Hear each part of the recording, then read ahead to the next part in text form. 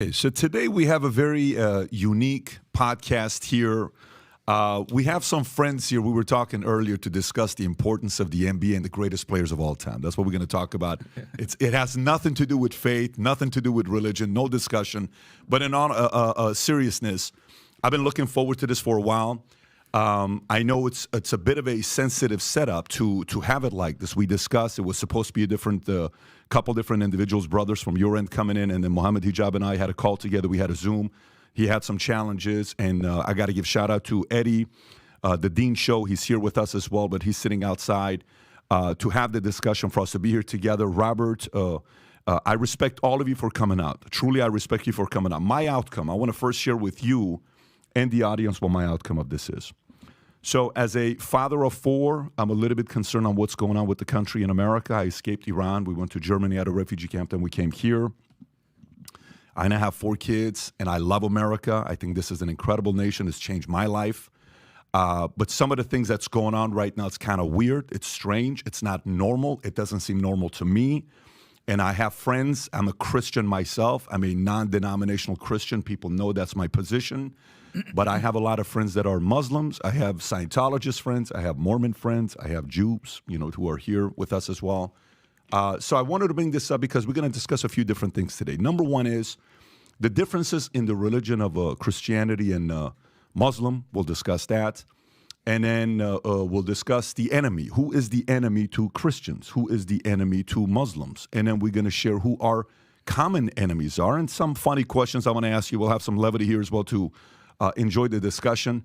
And then there'll be an opportunity for you guys to also discuss with each other. This is not a debate. This is a discussion. Of course, there's going to be moments of debate and you giving your point of view. That's going to happen no matter what. Naturally, the setting is where that is going to happen. But I want to make sure everybody knows that's my outcome. I think there is an area where if we can find common enemies, the enemy's greater than we think. At the end, that's my outcome. But with that being said, let me properly introduce everybody. So first, we have Daniel Haqiqtjou.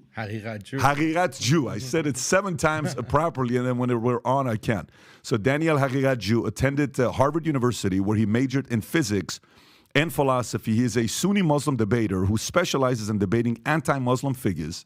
He founded MuslimSkeptic.com and teaches Islam at mosques and universities around the world. Thank you for being here. Thank you, Patrick. And he has a book here as well, The Modernist Menace to Islam. We'll put the link below as well, Rob, so if people want to pick it up, they can. And then we have Jake Brancatella, right, who is here with us. I was telling him earlier, I'm used to that last name more often with some of the friends we interview.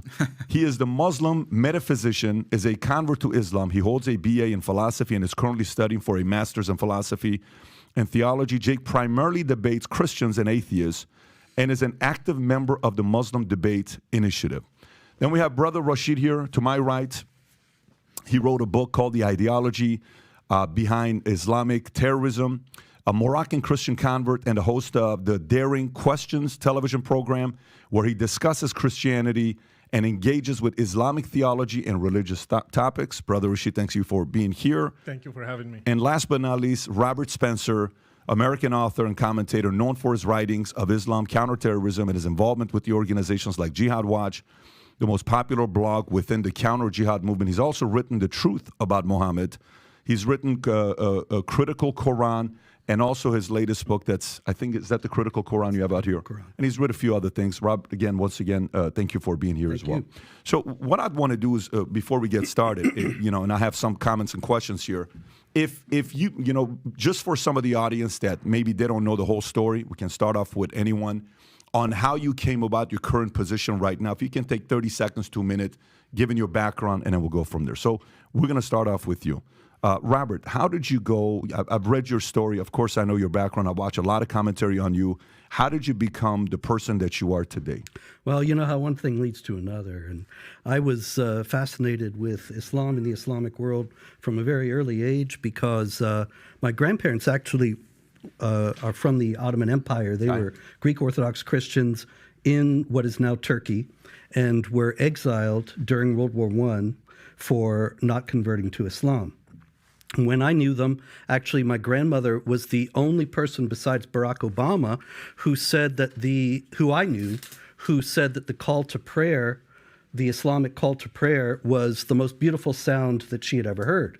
And she would tell me stories about growing up in Turkey and how wonderful it was and how beautiful the land was, how wonderful the people were, and so on. And so then I would ask the inevitable question. I was, 5 years old or whatever. Well, then why are you here? Why did you leave? And then they would clam up and not tell me. So this just made me more interested. Interesting. Started to study it, consulted with people, ended up consulting with some people in the 90s about these issues, and then after 9/11 was asked to write a book, and now I've written 27 books, mostly on this issue.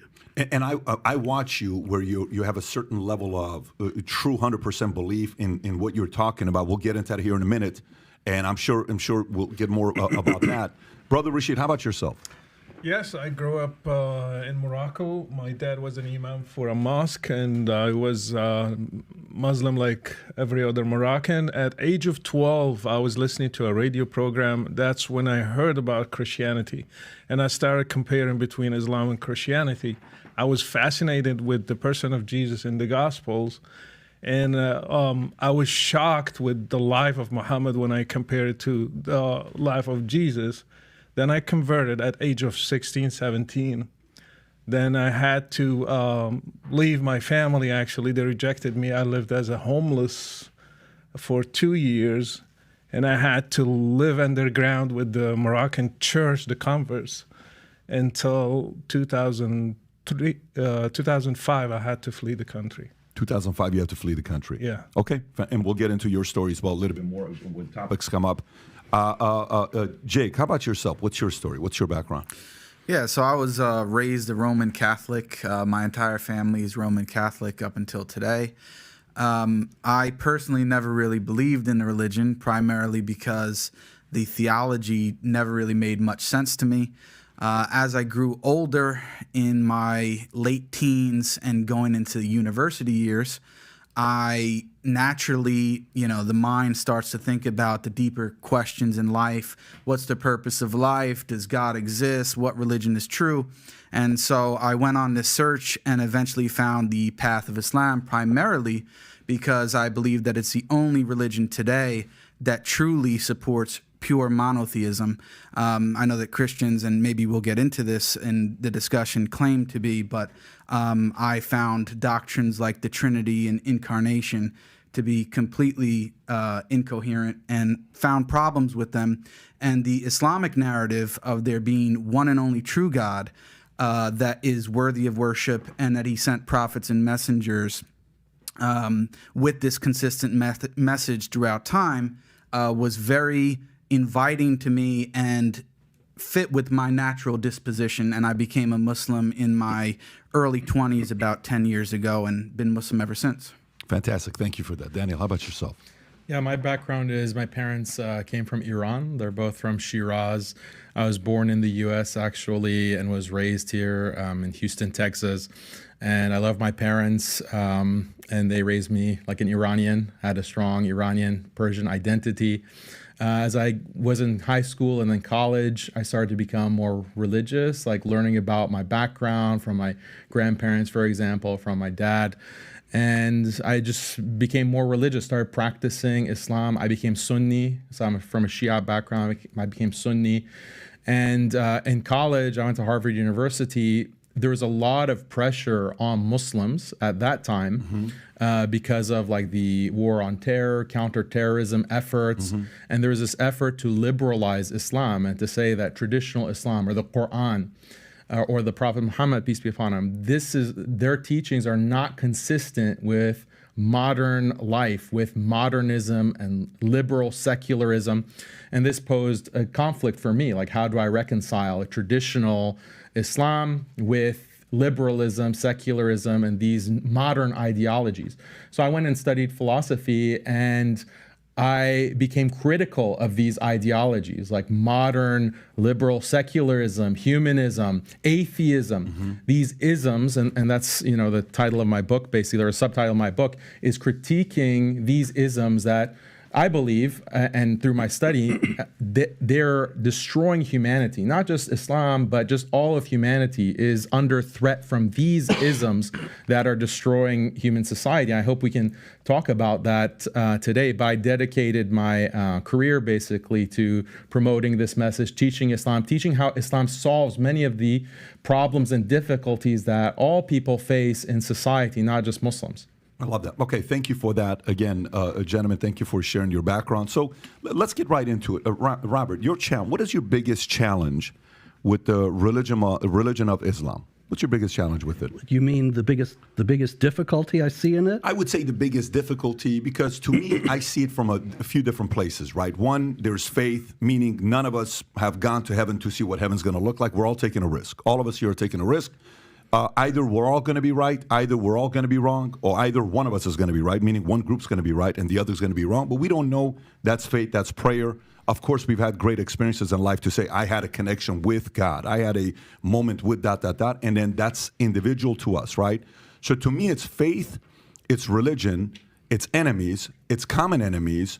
It's the challenges that's going on in the world, specifically with America as being, for the longest time, the greatest country in the world. What is affecting that? And then there's a few other things that we'll talk about into as well. So, but for me, it's more from the standpoint of when you've said you've read the Quran dozens of times. You've studied it, you've written about it, you've talked about it. Even I think the government used 2 of your books in 2011 that Wire talked about, right? I don't know what the 2 books were. I think one of them was about Prophet Muhammad and So your background, you've been in this world. What is your biggest challenge and differences with the religion of Islam? Well, probably the main thing is the sanctification of violence and the idea that God will bless and even calls upon the believers to commit acts of violence under certain circumstances. Like Rashid here is an ex-Muslim, and so under Islamic law, as it's traditionally and classically formulated, he would be put to death. Muhammad said, anybody who changes his religion, kill him. And it's still the position of all of the schools of Islamic jurisprudence, Sunni and Shia, that the apostate should be put to death. Now, obviously, this is not something that means that every apostate has to always go around watching himself, because you have to have somebody who's willing to do that. But those who do it, they think, well, now I have done something that Allah has commanded, and He will bless me for doing it. And me, myself, because I was standing up for the freedom of speech, 2015, Pamela Geller and I put on in Texas a Muhammad art exhibit and cartoon contest. And it was actually, we featured a lot of classic Shiite Persian art depicting Muhammad, as well as contemporary art that was from a more critical standpoint. And a couple of jihadis came from Phoenix, key members, actually, of the Islamic Community Center of Phoenix. One of them was featured in a recruitment video for them, and they tried to kill us. And so I actually would be also under a death sentence just for drawing Muhammad and for sponsoring people who do, which I did not in order to cause gratuitous insult, but to defend the freedom of speech and freedom of expression, which is the foundation of any genuinely free society. Daniel, what would you say to that? What's your response to that? Yeah, so just a few points here. Number one, it's interesting how we want to talk about Islam as a religion, but the religion is 95%, like what Jake mentioned. It's about worshiping God, being devoted to a righteous way of life, loving your neighbors, taking care of your parents. That's what 95% of Islam is about. Yes, there are criminal punishments, which we're going to discuss. There is conquest, there is war theory, there's all of this in Islam. But it's interesting how when a conversation is about Islam, we focus on that 5% instead of the 95% of what Islam is about. We don't see this kind of double standard with like Christians. So if you have someone like Matt Walsh is a traditional Christian. There's slavery in the Bible, there's punishment for blasphemers in the Bible, there's killing of heretics in the church tradition. There's no discussion of that with Matt Walsh, right? Or Ben Shapiro. There is killing of blasphemers in the Hebrew Bible. There is, punishments for apostasy in the Talmud. There's no discussion of that with Ben Shapiro. You can talk about, other values, and that's what the discussion focuses on.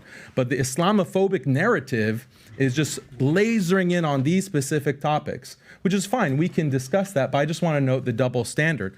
So the other framing of this whole discussion that I want to put out here, though, is that I'm wondering, like, this standard of, there should be no punishment for blasphemy, for example. Let's just put that out there. There should be no punishment for mocking and insulting a religion, attacking people's values. Is that coming from a Christian perspective? Is that coming from is that coming from the church tradition? Is that coming from the Bible? Because when we look at the Bible, we see in Leviticus, we see in Deuteronomy that blasphemers should be put to death. Even if you entice, the Bible says, if you entice like your son or your daughter or your wife entices you to worship other than God, then have no mercy. Put them to death without due process mentioned, without any kind of court or tribunal. The husband or the father should just immediately put them to death without mercy. That's what the Bible says. So when Robert wants to criticize Islam, I'm wondering, is that criticism on the basis of the Bible? Is that on the basis of the church tradition? Or is this a liberal, secular, modernist critique of Islam? So I want to know, am I debating or discussing with two Christians or two atheists or two liberal secularists? Like, that's a clarification that we need. May I? Yes. This is a very important clarification, and there are a couple of distinctions that have to be made. One is all of your examples from Christianity are from Old Testament law, which if you had studied Christianity, you would know there's no sect of Christianity, no school of Christian thought, no tradition within Christianity that holds that Old Testament law applies to Christians for all time. As a matter of fact, it never did apply. Even in Judaism, after the destruction of the temple in 70 AD, the rabbis redefined Judaism so that even they don't teach that those punishments have ongoing validity. So you're talking about something that nobody in mainstream Judaism or Christianity thinks is valid today versus something that unfortunately all too many Muslims do think is valid today. And the bringing up of ancient historical wrongdoing is all very well, and there's certainly a place for that. I've got no interest in denying any of the misdeeds of Christians throughout history. But the problem that we have in Islam is that these passages of the Quran that are problematic, passages of Muhammad's traditions that are problematic, they are still considered to be in force by very large numbers of Muslims, such that all the major terrorist groups around the world are Islamic groups. And you don't have any Christian terrorist groups saying Jesus is Lord and blowing people up. There's a reason for that. And the reasons have to do with the interpretative traditions in both religions. Can I comment? Yeah, go ahead, Please. Yeah, so I would ask Robert a very simple question that I think gets at what the real issue actually is. Do you believe that it's inherently immoral for an apostate to be put to death? Do I believe that it's inherently immoral for an apostate to be put to death? Is it inherently immoral? Well, I know this is some kind of trap, but in any case, no, I don't I'm just see any looking for reason. honesty on your part. That's all. You can always have honesty on my part. Everything I tell you is the truth. Okay, so go and ahead. the fact is that I don't know. I tell you the truth. I haven't thought about it. Okay, but, you haven't thought about it. Well, you're writing all of these books on Islam, how are talking you about criticizing apostasy, Islam? Right. And you don't even know if this is inherently immoral. That's quite shocking, No, Robert. I would say that I don't think that it's moral to put the apostate to death. So it's But immoral. As it comes to my books about Islam, I'm just reporting on what Islamic clerics and the Islamic tradition teaches about passages like when Muhammad says, if somebody changes his religion, kill him. So Yeah, but if you look, for example, in chapter 4, verse 89 of the Quran, in the critical Quran, where it says, if they turn renegade, then come and kill them wherever you find them, then I give Islamic authorities who actually say that this should be done. And that is something people need to know.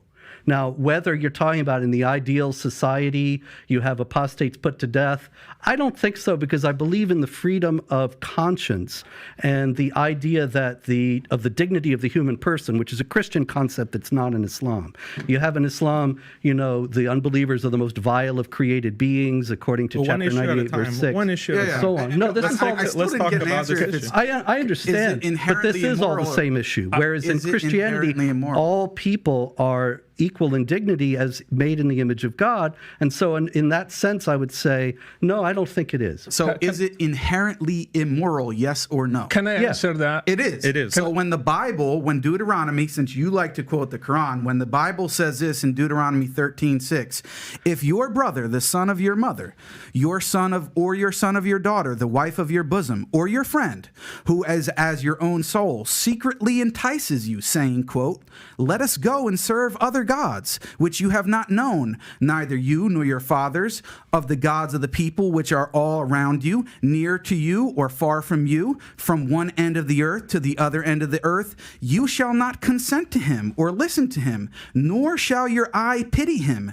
nor shall you spare him or conceal him, but you shall surely kill him. Your hand shall be first against him to put him to death, and afterward the hand of all the people. And you shall stone him with stones until he dies, because he sought to entice you away from the Lord your God, who brought you out of the land of Egypt from the house of bondage. So all Israel shall hear and fear, and not again do such wickedness as this among you. So let me finish. Let me comment on the passage. So when your loving God, Jesus Christ, who you believe is God, who revealed the Old Testament and revealed this as a law for the people, and you said that it's inherently immoral for the punishment of apostasy to be death, then you are charging your own God and supposedly loving Jesus with immorality. Not sir. at all. If you don't see that contradiction and hypocrisy, it's not in the least. Can't really do much for you. Well, it's not in the least contradictory or hypocritical, because that is God actually ordering something directly. Was God wrong for that? Now, the question here is whether the Muslims, when they put people to death for apostasy today, are likewise authorized by God in some direct manner. Now, obviously, that's what matters. Yes, the question is... Then it's not inherently immoral. It just matters what is the correct religion and whether or not God is actually revealing it. Yeah, if you study the Old Testament, you will actually find that there's a great deal of discussion about passages like that, and whether they are actually commands by God, whether they were understood by the faithful, interpretations by the faithful. The evolving understanding in the Old Testament and the New, and in Jewish and Christian tradition, is something that unfortunately is absent in Islam, such that in Jewish and Christian tradition you have the understanding of the dignity of the human person that ultimately made people realize that putting people to death for apostasy was not something that was acceptable. Yeah. But the idea that it was a localized command at some point or understood to be such, that is not the same thing as people nowadays thinking they are the executors of the wrath of Allah because Muhammad says, if anybody changes his religion, kill him, and the Quran says that you can soothe your heart by fighting the unbelievers and so on. So Robert, can we hear from Brother Rashid for one? Brother Rashid, go for it. What's on your mind? Because this concerns me. Do you believe I should be put to death? I believe that the punishment for apostasy in a correct Islamic state is death. I believe that that's the correct... Let me finish. Let me just respond, sir. I believe that that is the correct punishment which has been revealed by God both in the Quran and the Bible. And for Robert to turn around let me finish. I asked you, do you believe I should be killed today? And I answered you, sir. Yes or no? I answered you. Yes or no? I answered you. I think he said yes. You want me to answer? I said. Yeah, you answered me. In a proper Islamic jurisdiction, an Islamic nation, all of the laws of Islam and the Sharia as revealed by God should be applied. So if we were in that kind of state, would you do it? Including I'm not the one that with proper due process, with a proper court hearing, just like any nation of laws. The laws of the Sharia should be applied, including the death penalty for not only apostates, but also blasphemers. You didn't answer me, yes or no? We did answer Yes, you. we did answer. Yeah, so I should be killed. We did answer I your question. deserve to be killed because I left Islam and became a Christian. According to Islamic law, an apostate like you would be killed, yes. Okay, thank you. And according to the Bible as well. let me. This is a fallacy. blasphemer. This is a fallacy. Robert, Too cocky. Like you want to say not a you have fallacy. it too. It's a fallacy. No. Let us discuss this because Why is it a fallacy? it's a fallacy. It's let showing- me it's showing your finish. Let me hypocrisy. finish. Let me finish. Please condemn Jesus. Yeah. please. Oh, you think you Condemn should? Jesus. Robert already Okay, condemned him. So No, you're lying. Let me Let's finish. be on let me record finish. saying you're lying Let- about that. Let me finish. That's what happened. Let's- You said let's- eventually we realized you eventually You're lying. Just let me finish. You Let's hear converted. Brother Rashid, and then I'll come to you. Go for You it. converted from Christianity to Islam. Your life is not under threat here in the U.S. I converted from Islam to Christianity. My life is under death. That's the difference between Christianity and Islam. Okay, so let me ask you this. Yes. I got a question for you guys. I'm a data guy. I'm a finance guy. How many Christians have died going from being Christian to Muslim? How many Muslims have actually been killed or died going from being a Muslim to a Christian? There's no data on that because these kinds of things are not recorded. They're not considered crime. There should be, in though, right? I Islam. mean, shouldn't there even if there's some stories to be able to say, Yes. you know, XYZ individual. I have stories. I have one in Mauritania who was condemned to be executed. We just got him out to Paris because we negotiated with the government there. I have people right now in Libya. They are under death penalty in Libya. I have people who got killed in Jordan, for example, because I do my show. People contact me. I have people who got killed in Jordan. Their parents killed them because they became Christians from a Muslim background. We have people in different places in the world, in the Muslim community, they kill them, and if they get to flee, that's the best outcome. I got a question. While I'm studying this, there's also Daniel said something very interesting where the guidelines of Quran is based on the jurisdiction of the government, meaning where you live, the religion is follow whatever the laws are of that nation. Meaning, you can correct me. I'm just giving you what I've looked into. Does this mean these rules apply no matter where you live? Is that across the board, or is it's more stricter in certain Muslim nations than other Christian nations? Islam is to be applied forever on every place since the time of Muhammad until today. So Muslims are just seeking to be a majority one day, and if Muslims are a majority today, these two brothers will witness my killing in front of people, and they will be happy cheering the crowds that I was killed. So Islam is to be. If U.S. became majority Muslim today, you would be killed. I will be killed. Sharia is to be applied everywhere, every time, and that's the biggest difference with Christianity, because Jesus came and he stopped the Old Testament. He stopped he didn't stone the lady who committed adultery. He said in the law, tooth for tooth, and he said no, you turn the other cheek. Jesus stopped the Old Testament. They don't have a New Testament in Islam. They have worse than the Old Testament. They have something that Muhammad never corrected. So today we have to do jihad. Today we have to kill the apostate. Today we have to kill the person who doesn't pray, even a Muslim. If he stops praying, he should be killed. If he has no excuse, he should be killed according to Islam. I'd like to give them a chance to respond. Daniel, what would you, because the point I think you were making was how that maybe doesn't apply based on what the countries are. And then he makes a good point about saying, but if U.S. eventually becomes majority Muslim, then that could be the criteria that we have to follow in U.S. What's your response to that? Yeah, so there are a lot of inaccuracies in what he's talking about. I want to reframe the issue because he's saying that his life is in danger. But the lives of Muslims are in danger under a secular, liberal hegemony. And I know that some of the viewers might not be following what I'm discussing, but look at the war on terror, or even look at me personally, or Jake. But I say things that are contrary to liberalism. I critique and criticize liberal secularism. What is liberal secularism? It's this philosophy that came out of the Enlightenment, out of the 18th and 19th century in Europe, and it was imposed on the entire globe by force through colonialism, through imperial wars. And the idea of liberal secularism is that morality should not be based on these old books like the Quran and the Bible. We have to use reason and science to maximize individual happiness, individual freedom, and equality. And this is the best system of life. It's an atheistic system of life. We need to have separation of church and state, etc. This is the dominant, I don't want to say religion, but it's a dominant ideology in the world today. And it's imposed through, the UN Security Council, international rights law, etc. But it's coming from a very specific philosophy that is anti-religion. It's anti-Islam, it's anti-Christianity, anti-traditional Christianity. I criticize this system. And Muslims who criticize this system are put on watch lists. We're banned from traveling. Some of us are drone striked. Some of us are detained. Some of us face all kinds of canceling, deplatforming. Our livelihoods are threatened. I get death threats all the time.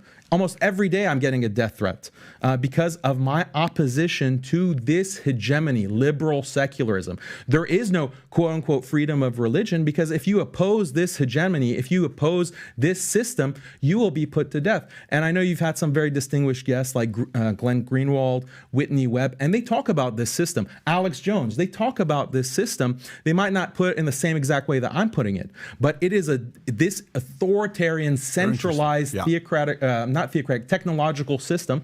And yes, plenty of people are getting killed. What was the Iraq war about? What was the Afghanistan war about? How many millions of Muslims were killed because of those invasions? What were those invasions justified on the basis of?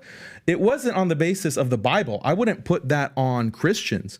I would put it on spreading freedom, spreading democracy, spreading liberal values and quote unquote women's rights. That's what millions of Muslims in the past 20 years have been killed for, slaughtered, genocided because of this ideology. So yes, Muslims are under threat. Muslims are far more threat than, the few Christians here and there that might leave Islam to become Christian.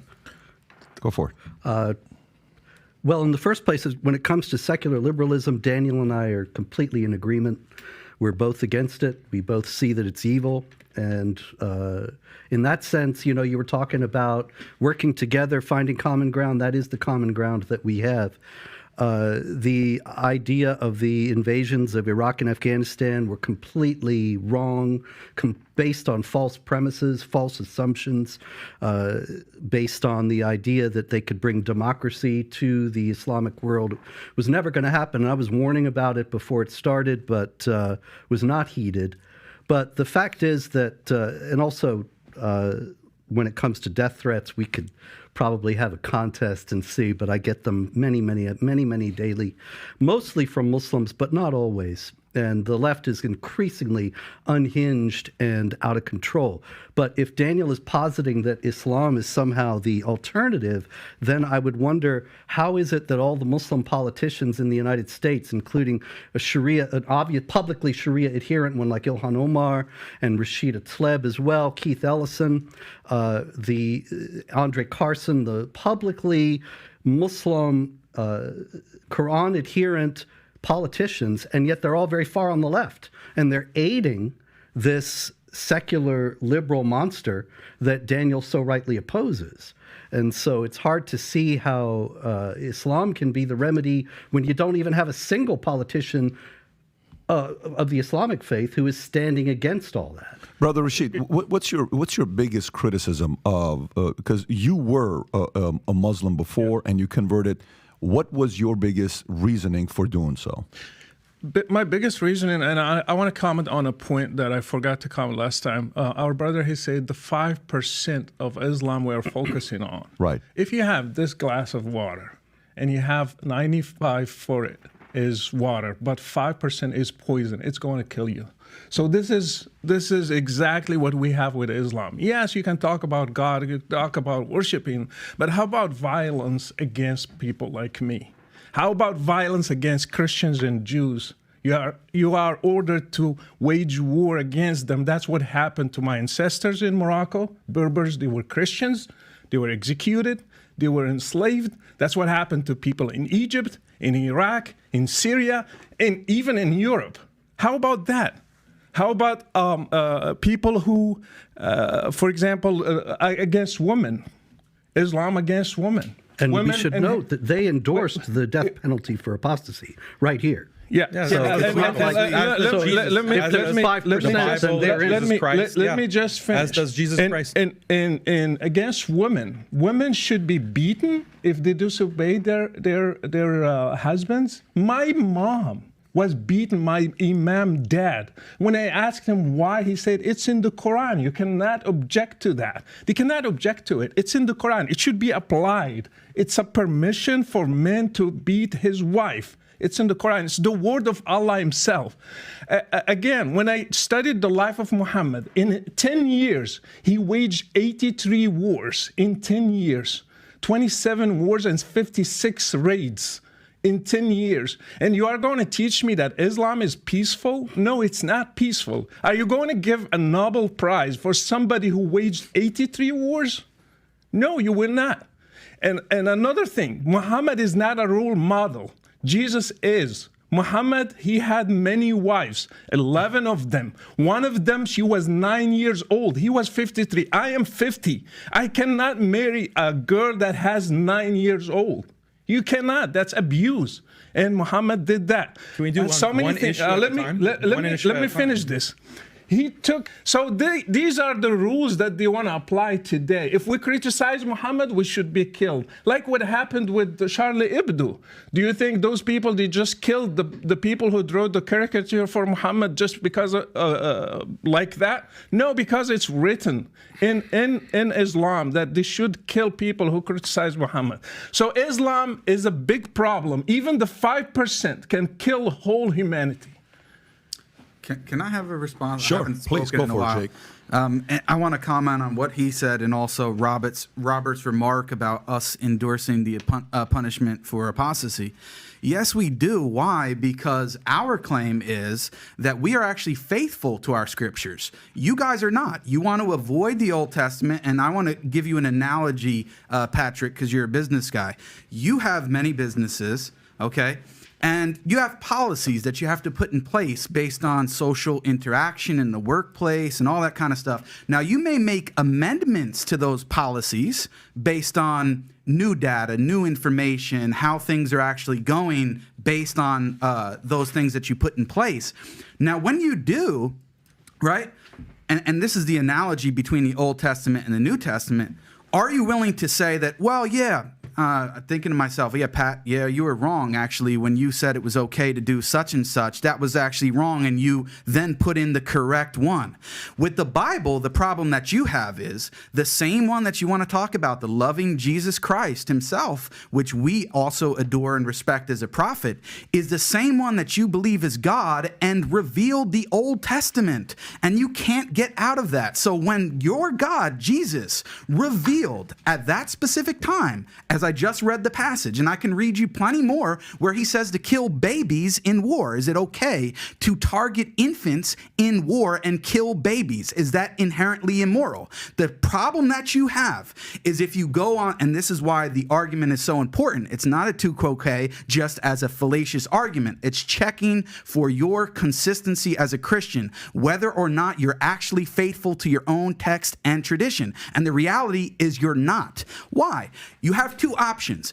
If you condemn it as inherently immoral, then the whole Bible's gone. Because if you believe that those verses in the Bible were revealed by God, then you're saying that God is immoral.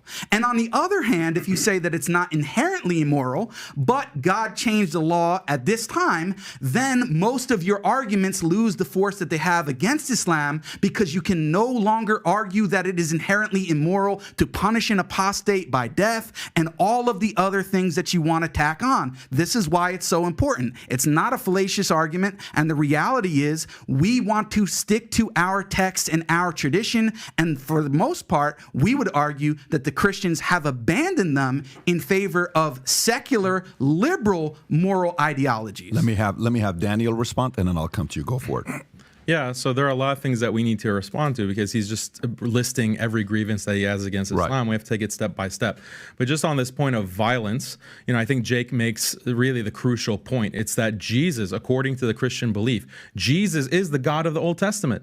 And he's the one who's commanding Moses, for example, to ethnically cleanse the Canaanites or the Amalekites or all of these other tribes, and to conduct conquest and war, to take girls as slaves, to take virgins as slaves. This is in the Old Testament, sure. So Christians have to deal with that moral problem. A lot of Christians, unfortunately, they just throw the Bible under the bus. And, how is that justified? But it's not just the Old Testament. It's also the New Testament. The New Testament also endorses slavery. The New Testament also has the book of Revelation where Jesus is going to come, which, by the way, Muslims also believe that Jesus is the Messiah. He is the born of the Virgin Mary, and he's going to come as the Messiah to establish God's kingdom on earth. Muslims also accept and believe that, and we're anticipating that. But he's going to be very violent. It's going to be a very violent affair, and that's in the Muslim tradition and the Hadith, and it's also in the book of Revelation. So Jesus is also very violent. And then finally, you have canon law. You have the church tradition. So if Robert wants to denounce canon law, because when you have canon law, it has slavery, it has a marriage age of 12 years old in canon law, it has punishments for blasphemy, it has even, striking the wife, the disobedient wife. That's found in canon law from Gratian. So I believe that Robert is an Orthodox Christian. If he wants to denounce canon law and denounce his own tradition, he can denounce that. He can denounce Jesus himself. He can denounce the Old Testament. He can denounce the Bible. The New Testament, that's fine. That's fine. He says that, our religion adapts, our religion changes. But that's actually the problem, Patrick. When we're talking about wokeism, when we're talking about if you can say that, that's the Old Testament is for those times, it's not applicable now, right? That's the argument. The violence, the killing of blasphemers, that's for old times. We've changed, but Muslims are not willing to change. I say, yeah, Muslims are willing to stand by revelation. The problem with a lot of Christians, not all Christians, a lot of Christians, Jews, Hindus, they all have these practices in their books. Buddhists, they all have these practices, and they're pressured to change and update. And so if you can get rid of the conquest and the violence and the punishment for apostasy, why not just get rid of the prohibition of cross-dressing, the prohibition of homosexuality, the prohibition of drag queens? Why prohibit any of that? Maybe times are different. Maybe we need to adopt drag queen story hour in our church. Maybe we need to adopt, all of these woke practices. Why not? And Robert, here's what I would say. You're making a very good argument. And I can totally feel where you're coming from as well. Obviously, just so everybody knows, have we ever had a conversation together prior to this debate? I just want everybody that's watching, have you and I ever spoken? We just met a few minutes ago. Have you and I ever spoken? No. Have you and I? No. I did that intentionally. Because I wanted to be the first interaction we have where it's not this topic, do you want this, do you want that? And nobody was given additional topics or what. You just kind of came in, we're going to talk, we're going to have this discussion. Again, I respect you guys for doing this. I think the part I agree with Daniel, and it could be a leak, it could be a flaw, or it could be a strength as well as the following. What I'm noticing between the two faiths is one seems to be more intolerant, and the other one's more tolerant. Let me unpack that from my perspective. For the longest time since I started praying September of 1997, I've prayed for four things: courage, wisdom, tolerance, understanding. The last 6 months, I've been having a hard time praying for the third thing, which is tolerance. And the reason for it is because I think Christians are becoming way too tolerant. Now, the standards could be extreme. Somebody could be watching and saying, guys, what are you talking about? You mean to tell me you're okay to hit your wife and do this and do that and apostasy and all this stuff? That's ridiculous for you to think that. And then you may say, well, look, we're at least staying committed to our faith. They're not. They're picking and choosing what they like, and they're not. That could be the argument. All I'm saying is that's their argument, what they're saying. Yeah. You are more tolerant of a religion. When I say you're not representing everybody in a Christian. You could be your own kind of a Christian. Yeah. There's different, sects in a Christian. But from an outsider watching in and trying to be as fair as possible, I see we're not being tolerant. You're not going to say anything about our prophet. You're not going to say anything about our religion. We're going to defend this. These are our values. We're going to protect it. We're going to fight for it. This is important to us. This is our livelihood. This is what we stand for. And Christians are like, it's okay. Don't worry about it. It's okay. Don't worry about it. It's okay. Don't worry about it. And then it's bringing out more flaws and arguments in the Christian religion. And I'm saying this as a Christian myself. السلام عليكم. لا تنسوا الإعجاب بالفيديو والاشتراك في القناة تشجيعا لنا لنستمر بنشر المزيد إن شاء الله.